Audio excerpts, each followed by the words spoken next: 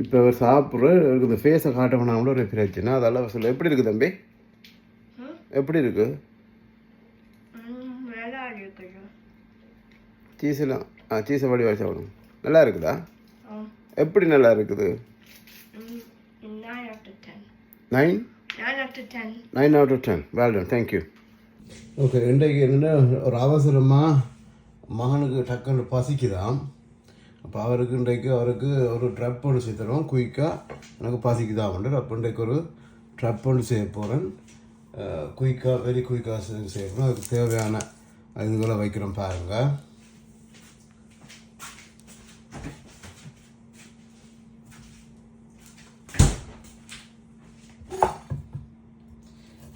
சேர்த்து ஒரு 3 தோடு கீக்கம்பரம் வைக்க போகிறேன். சரி,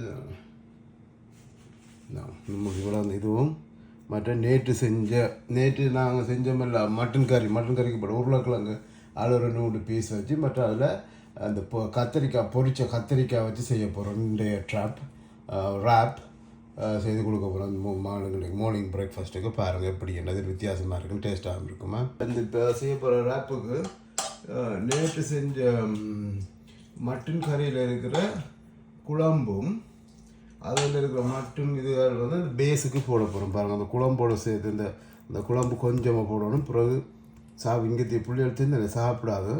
இந்த எலும்பு இல்லாத மட்டனையும் இங்கே 2-3 துண்டு ஏன்னா டப்போட சாப்பிட்ருக்கணும்.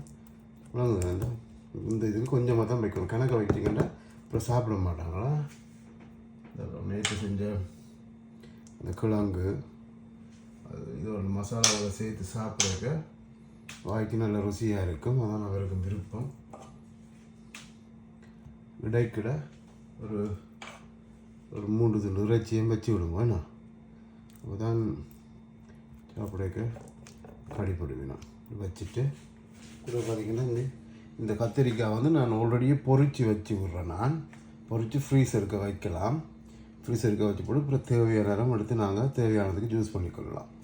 சரி, இப்படி பொரித்து வச்ச கத்திரிக்காயில் ஒரு 2-3 துண்டு இப்போ போட்டிங்களாண்டா இந்த வாய்க்கு கடி போடைக்க தெரிஞ்சாங்க. சின்ன ஒரு நைஸ் டே. இந்த கத்திரிக்காயில் இன்றைக்கு ஒரு புதுசான வளமையிலான்னு செய்கிற டிஷ் தான் நானும் உங்களுக்கு புதுசாக செய்து காட்ட போகிறேன். அதுக்குமே எல்லாருமே எந்த ஃபேவரட் டிஷ். அது எல்லாத்துக்குமே அது நல்ல டேஸ்ட்டாகவும் நல்லாவும் இருக்கும். நான் செய்து காட்டுறேன். அப்புறம் நீங்களும் பிடிச்சிருந்தா அப்புறம் செய்து சாப்பிடுங்க. எல்லாருக்கும் பிடிக்கும். அது இந்த ஒனியன் கணக்கப்படும். சில பேர் ஒனியன் சாப்பிட மாட்டாங்க. இவன் இண்டையால் வடிவாக சாப்பிடுவார். ஒனியன் பச்சை ஒனியன்டாலும் சாப்பிடுவார். அதான் விருப்பம் அவருக்கு.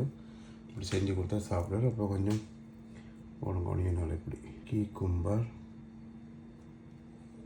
3 ஸ்லைஸ் கீக்கும்பர் வையுங்க. சீஸ் நான் 2-3 சீஸ் ஜூஸ் பண்ணுறேன். நான் இந்த சீஸ் இந்த சீஸ் வந்து கொஞ்சம் நாங்கள் அந்த ஃபீல் பண்ணி பெருசு நீட்டாக வரும். இந்த பீல் பண்ணி போட்டு வச்சிங்கன்னா அந்த மெல்ட் ஆகி வரைக்கும் அது நல்லா டேஸ்ட்டாக இருக்குது. என்ன செய்யறோன்னா இப்படி உரிக்கலாம். இப்படி உரிச்சிட்டு இது மெல்லி சவுரிங்க இப்படி உரிச்சிட்டு இப்படி வச்சோம்னா இது அப்படி நல்லா உருகி வருது. அந்த டோஸ்ட் போடைக்கு உருகி வரைக்க நல்லா டேஸ்ட்டாக இருக்கும். ஏன்னா நீங்கள் இந்த செய்கிற ஆக்களை பார்த்து உங்களோட பிள்ளைகளுக்கு செய்து கொடுங்கோ. சில பிள்ளைகள் சாப்பிடாது பிரேக்ஃபாஸ்ட் எல்லாம். இப்போ எந்த மகன்லாம் பிரேக்ஃபாஸ்ட் இப்போ சாப்பிடவே மாட்டான். ஒழுங்கான பள்ளிக்கூடம் போவான். ஒன்றுமே சாப்பிட முடியாது. பிரேக்ஃபாஸ்ட் கடையில் தான் சாப்பிட நிற்பான். பிறகு இப்படியான இதுகள் செய்து கொடுக்க தான் இப்போ கொஞ்சம் பிரேக்ஃபாஸ்ட்டுகள் வீட்டு சாப்பாட்டில் அவருக்கு நாட்டம் வந்துருக்குது. அதால் கொஞ்சம் மினக்கட்டது தான். என்ன சொல்கிறோம், ஒன்றும் செய்யலாது. இப்போ மினக்கட்டுறது தான். ஆனால் பிள்ளைகள் கொஞ்சம் ஹெல்த்தியாக சாப்பிடுங்க. அதால் மினக்கட்டு செய்கிறது இப்படி செய்து கொடுங்க.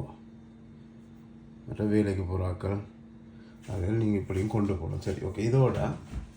இதுக்கு மேலே என்ன செய்யணும், கொஞ்சம் மயனஸை போடுங்க.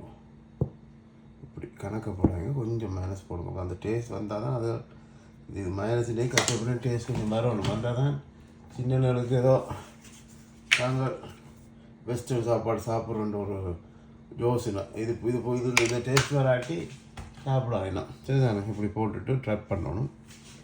ட்ரப் பண்ணணும். இப்படி ட்ரப்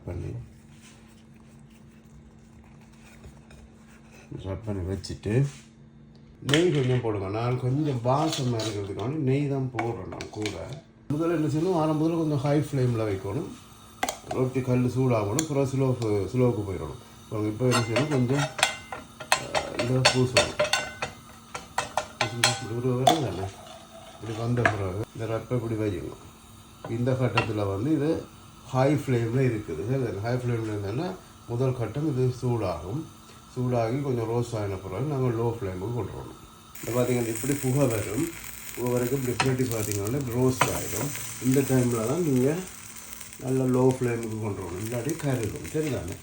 இப்படி லோ ஃப்ளேம்லேருந்து இது வந்த உடனே இதை மற்ற பக்கம் பிரட்டுங்க. பிரட்டி கொஞ்சம் நேரம் இப்படி வச்சுருங்க, இல்லாட்டி இப்படி ஆகிடும். சரிதானே? பிரட்டி ஒரு கொஞ்சம் நேரம் வச்சுருந்தீங்கன்னா அப்படி மற்ற பக்கம் ரோஸ் ஆகி இப்படி சுற்றி டோஸ் ஆகி போட்டு கொடுத்தீங்கன்னா சரி. இதுதான் இன்றைக்கி தம்பிக்கு கொடுக்குற ப்ரெக்ஃபாஸ்ட். இதை நீங்கள் செய்து பாருங்கள். இதுக்கு சாப்பிட்டு எப்படி ரிவ்யூ கொடுக்கலாம் தரமாட்டான், ஆனால் செய்து பாருங்கள், டேஸ்ட்டாக இருக்குது.